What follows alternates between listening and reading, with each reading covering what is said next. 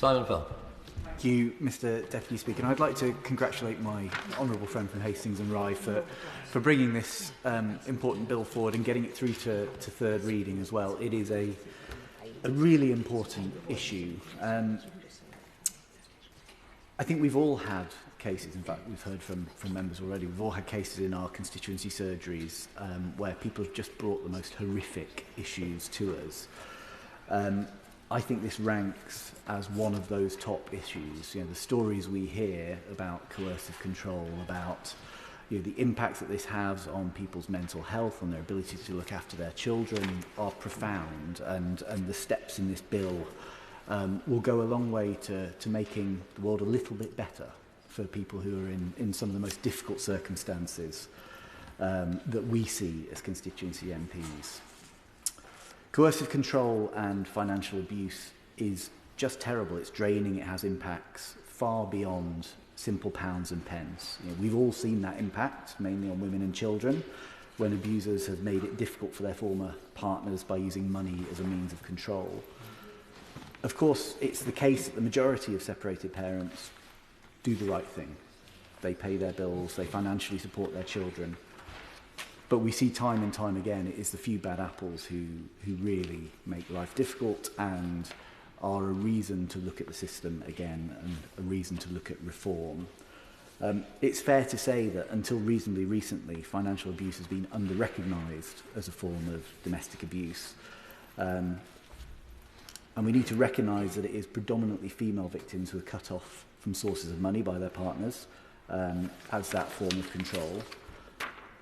Some 2.4 million people in England and Wales are estimated to have suffered some form of domestic abuse. In the UK, some reports estimate that 1 in 8 adults, that's 5.9 million people, have experienced economic abuse in their lifetime of some kind from a partner or a family member.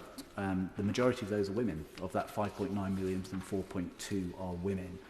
And it leaves them with no money for basic essentials such as food and clothing. It has a massive impact, as I've already said, on children who are the real but often too overlooked victims. And speaking to Citizens Advice in Barrow and Ulverston in my own constituency, and with the fantastic Women's Community Matters in Barrow, I know just how much this matters, and I know how much time it takes third sector organisations to help pick up the pieces and help support some people who genuinely don't know where to turn, which is often why they end up with us. The CMS already has safeguards in place for victims of domestic abuse. It ensures, for instance, that there's no unwanted contact between parents and provides information on how parents can set up a bank account with centralised sort codes so they can't be traced. But I'm sure we all acknowledge that any situation where former partners have to cooperate is going to be difficult. And it's particularly the case where there's been instances of domestic abuse. And I think that's why the proposals in this bill matter so much. They give victims of domestic abuse the choice to use collect and pay, so they can decide what's best for their personal circumstances. And it gives them that freedom to avoid having to transact with the other parent where that is just difficult and where it may lead to bad results. And hopefully it will make them feel as safe as possible using the child maintenance service, particularly if that relationship with their former partner was abusive.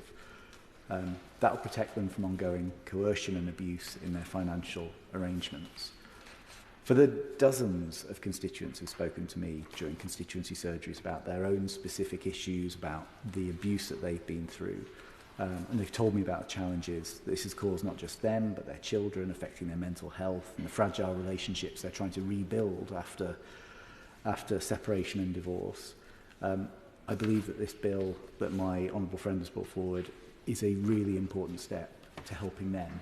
And I'm sure they will recognise that. This hidden abuse is hurtful and hateful. And I'm incredibly grateful to my honourable friend for bringing this bill forward, and I'm glad to lend it my full support.